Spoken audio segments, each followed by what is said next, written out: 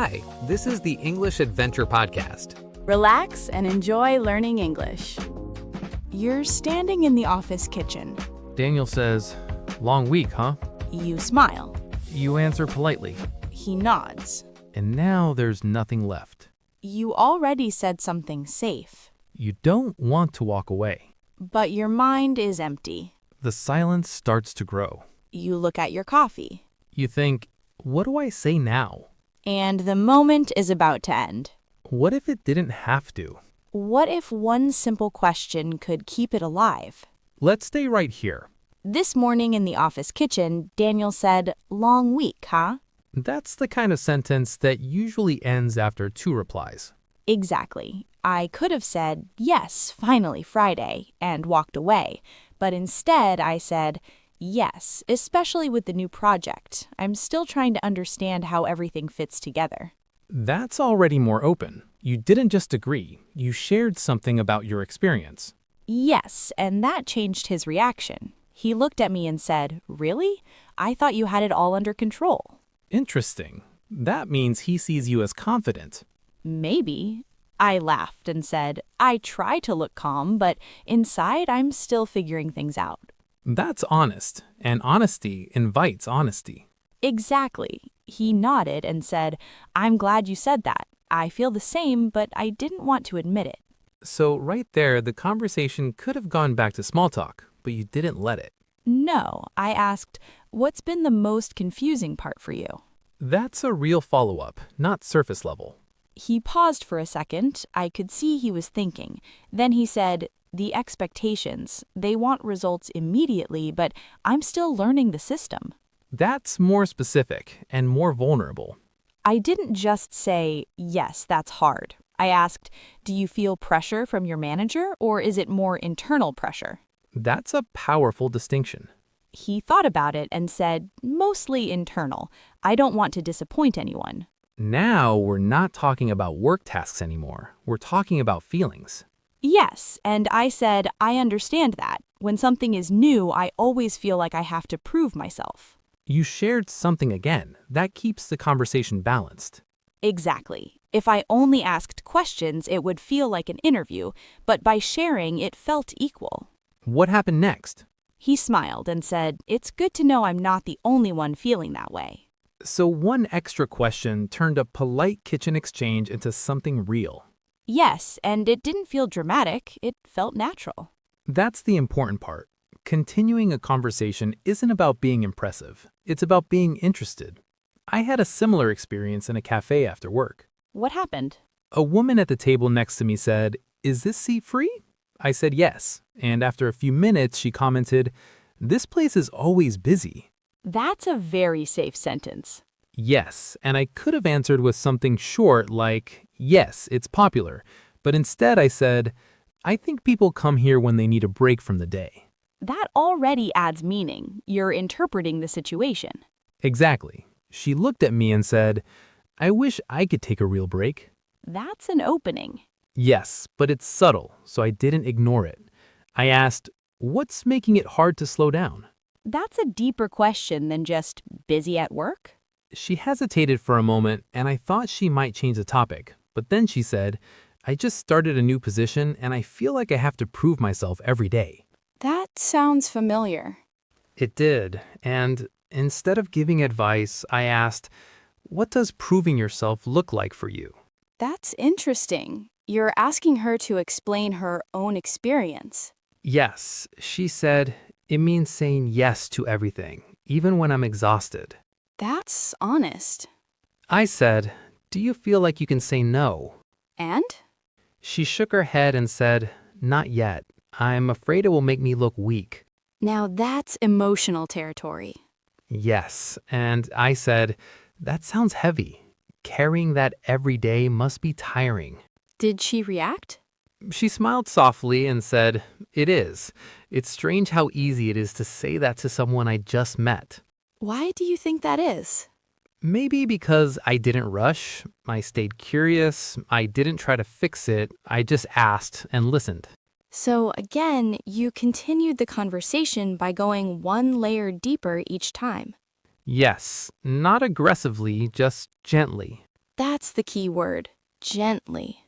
And by the time we left, it didn't feel like random small talk anymore. It felt like a real conversation. And I think that's the part people underestimate. They believe keeping a conversation going means talking more, but sometimes it actually means staying a little longer in the same topic instead of escaping it too quickly. Yes, and escaping is the instinct, right? The moment something becomes slightly personal, we feel the urge to change the subject to something safer. Exactly, and that instinct almost stopped me at a birthday gathering last weekend. What happened there? I was talking to a woman I had just met. She asked me how I knew the host, and I answered. Then she mentioned she had just moved to the city for a new job. That's already a good opening. Yes, but it could have stayed very general. I asked, "How are you liking it so far?" And she said, "It's exciting, but also overwhelming." That word again, overwhelming. Yes, and I almost just said, "That's normal," but instead I asked, "What part feels overwhelming?" That's where you slow the conversation down. Exactly. She paused, which made me think maybe I had gone too far. But then she said, "I feel like I have to rebuild my whole life from scratch." That's deeper than small talk. It is, and I could feel that the conversation had reached a turning point. I asked, "What feels hardest to rebuild?" That's very specific. She said, "Friendships. At work, everyone is polite, but I don't know anyone yet." That's honest. I said, "That must feel lonely sometimes." Did she agree? Yes, she nodded and said, "Especially in the evenings." So what did you do then? That's usually where people get uncomfortable. I didn't try to fix it. I didn't give advice. I said, "I remember when I moved here, evenings felt very long at first." So you shared something personal. Yes, and that made it balanced. It wasn't just me asking questions, it was mutual. That's important. If you only ask, it feels like an interview. If you also share, it becomes a conversation. Exactly. She smiled and said, "It helps to hear that it gets better." So the conversation didn't die because you stayed in that slightly uncomfortable space. Yes, I realized that continuing a conversation often means tolerating a few seconds of silence while the other person thinks. That silence is scary for many learners. It is. But silence doesn't mean the conversation is failing. Sometimes it means the other person is deciding whether to open up. That's such an important shift in perspective. And I experienced something similar in a waiting room recently. What happened there? An older man next to me was reading a sports magazine. He commented that the doctor was running late. I responded, and then I asked if he was a big fan of the team on the cover. That's observant. You use something in the environment. Yes, he immediately started talking about matches from years ago, about how football used to feel different. Different how? I asked him that. He said it felt slower, more personal. Now everything feels commercial. That's interesting. It's not just about football, it's about change. Exactly. So I said, "Do you miss that slower feeling?" And He paused for a moment and said, "Yes, I miss when things felt simpler." that's emotional. It is. And I didn't move away from it. I said, "What made it feel simpler back then?" You're inviting him to reflect. Yes, he talked about going to matches with his father, about traditions, about shared routines. That's beautiful. It was. And I realized something important. When you ask someone to explain what they mean, you give them space to tell a story. And stories keep conversations alive. Exactly.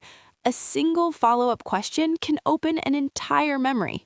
So, keeping a conversation going isn't about having perfect English No, it's about being genuinely curious, and being brave enough to ask one more question, even when you're not sure where it will lead. especially then.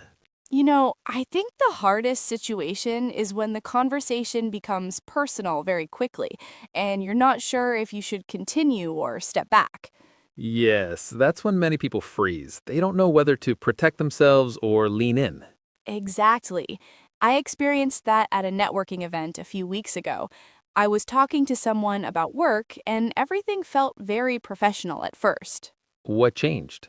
He mentioned that he had recently changed careers. I said, "That sounds like a big decision." And he replied, "It was. I had to leave something I had done for 15 years. That's a strong statement. It is, and I could feel that there was a story behind it. For a second, I considered changing the topic to something lighter because it felt intense. That's the instinct again.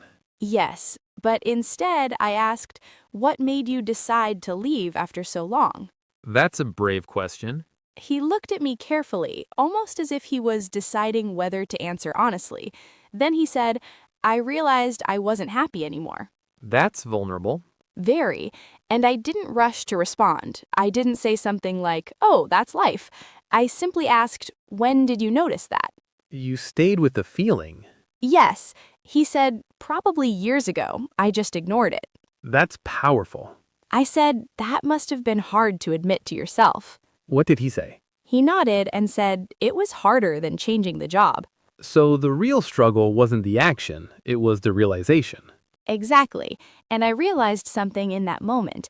Continuing the conversation meant giving him space to reflect, not jumping in with advice or my own story too quickly. That's such an important skill. I asked, do you feel more at peace now? That's a gentle question. He smiled, and this time it looked lighter. He said, yes, not everything is perfect, but I feel aligned. Aligned. That's a strong word. Yes. I said, that sounds freeing. And did he agree? He said, it is. I just don't talk about it much. So again, the conversation continued because you didn't escape the depth. Yes, and I think that's the real secret. Most conversations don't end because we don't have vocabulary. They end because we retreat too quickly. That's such an important distinction for learners. Exactly. You don't need complicated phrases. You need curiosity. You need questions like, what do you mean? Or how did that feel for you? And you need the courage to stay silent for a second. Yes, silence is not failure. Silence is space. Space for the other person to think. Space for them to decide if they want to share more. And when they do, that's when the conversation truly begins. So keeping a conversation going isn't about being entertaining. Or impressive. It's about being present. And being willing to go one layer deeper. Not dramatically. Just gently. One question at a time. And when you do that, You don't fear the silence anymore. because you know you can move past it. And that changes everything. In our next episode, we'll go deeper. We'll explore simple small talk questions, That make conversations feel easy and natural. so you'll always know what you can ask next.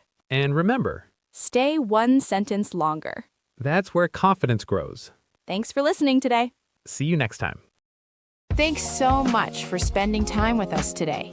We hope you enjoyed this episode and learned something new without even noticing it. If you like the English Adventure podcast, make sure to follow us and listen to more episodes. And remember, You don't need to be perfect to speak English. you just need to start. See you in the next English Adventure.